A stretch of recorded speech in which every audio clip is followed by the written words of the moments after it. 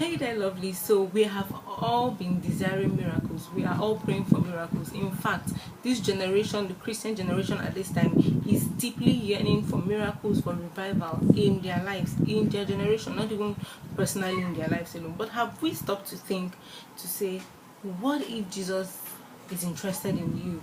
Yes. What if Jesus is interested in us? And the truth is, yes, Jesus is interested in every one of us. Of course, that is the message that is being preached on our pulpit these days. But now here's the thing: throughout the Bible, majority of the astounding miracles that happened in the lives of people, even especially when Jesus himself came to the earth and performed miracles in the life of men, majority of those miracles happened after those people gave their ears to God, when those people obeyed what Jesus said, when those people allowed Jesus into their life. Now the thing is, for God to even come and perform a miracle in your life, he must disrupt your life. He must interrupt something that is going on in your life for his will and his purpose to be done, because it just has to be him. It just has to be about him. Something else cannot be keeping your life busy and then he's trying to fight for attention. No, he will not do that. Take a perfect example. When Peter was asked to cast his net into the sea, now Jesus did not just walk up to him straight to the sea and say, "Hey Peter, cast your net into the sea, you're going to catch a large ton of fishes." No, Jesus did not do that. Jesus first went and told him, "I desire a space in your life. I desire a platform through your life, through which I can minister to people, through which I can speak to people." Peter listened immediately and he gave up all that he was. He gave up his profession at that moment as a fisherman.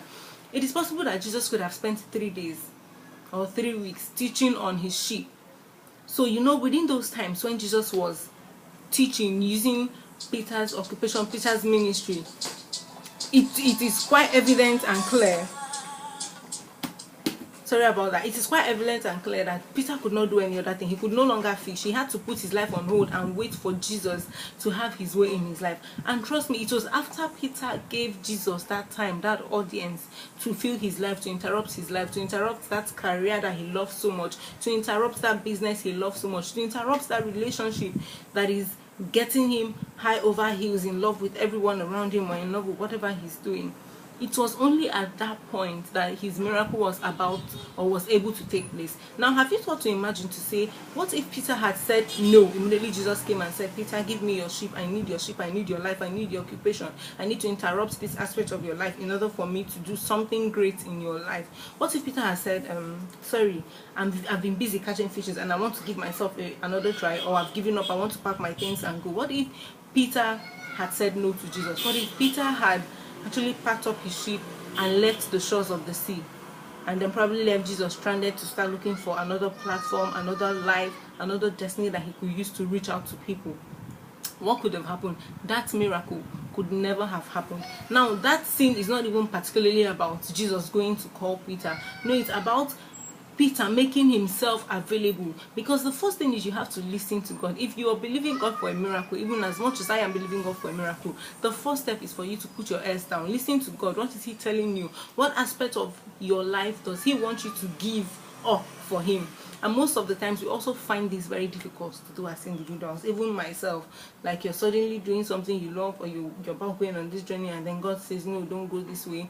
I want you to go the other way. I don't want you to live this way. I want you to drop this lifestyle of yours, or this particular habit. I want you to drop this particular attribute of yours, so that I can perform my miracle through you." Because, hey, here's the thing: no matter how specially gifted you are, no matter how underprivileged you think you are, no matter how good you think you are, no matter how unworthy you think you are, no matter how righteous or holy you think you are, before Jesus can do anything, he's going to do it in such a way that everyone around you will give glory to God, not even to Jesus. Everyone will give glory to God at the end of the miracle. Because as you can see, in the case of Peter, as soon as he had given his time, his career to Jesus at that point in time, as soon as he was ready to quit his career to focus on God at that time, to give God the platform in his life to be able to minister to lives, at that point, when his miracle came, the things he has been toiling for, that he never imagined in his wildest imagination were going to happen, that people had already condemned and probably said, "Oh Peter,